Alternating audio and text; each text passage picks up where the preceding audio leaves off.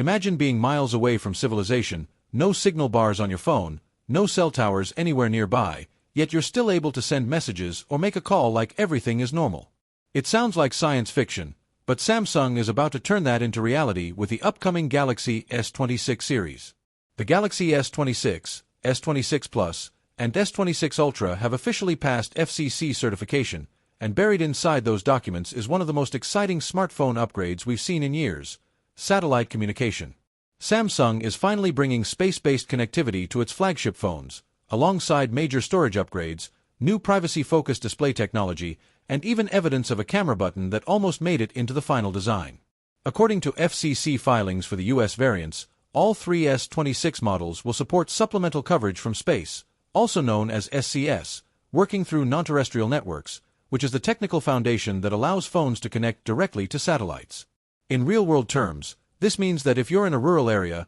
hiking in the wilderness, or stuck somewhere with absolutely no cellular coverage, your Galaxy S26 could still send messages by linking straight to satellites overhead through a partnership with Skylo, a company that specializes in satellite connectivity for standard smartphones. While this feature will likely be limited to select regions at launch, starting with markets like the US, the safety implications alone are massive, especially in emergency situations where cellular service simply doesn't exist. Samsung is also finally fixing a long-standing frustration when it comes to storage, as reports suggest the company is ditching the outdated 128GB base model for the Galaxy S26, a move that's long overdue in a world where apps are larger, cameras capture massive files, and users store more data locally than ever before. This change doesn't just mean more space, it should also lead to better performance, since Samsung has historically used slower storage on lower capacity models. On the display side, Samsung has confirmed a new built-in privacy technology called Flex Magic Pixel, which adds a dedicated privacy layer directly into the screen to prevent side-angle viewing,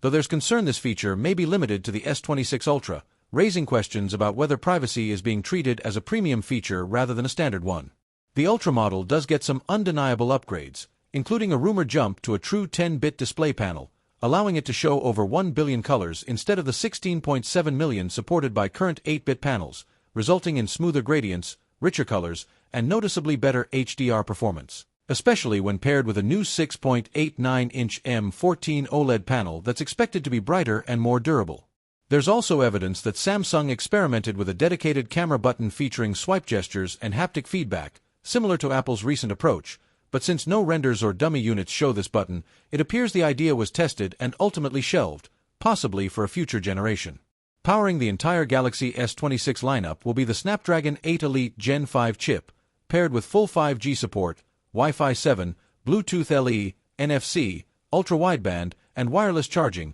rounding out a feature set that feels genuinely forward-looking. Samsung is expected to officially announce the Galaxy S26 series in late February 2026, with availability beginning in early March, and based on what we're seeing so far, satellite communication alone could be a game-changer for users who travel, work in remote areas, or simply want an extra layer of safety. Combined with long-overdue storage upgrades and major display improvements, the Galaxy S26 series is shaping up to be one of Samsung's most meaningful flagship updates in years, with the only real concern being whether privacy features remain locked behind the most expensive model.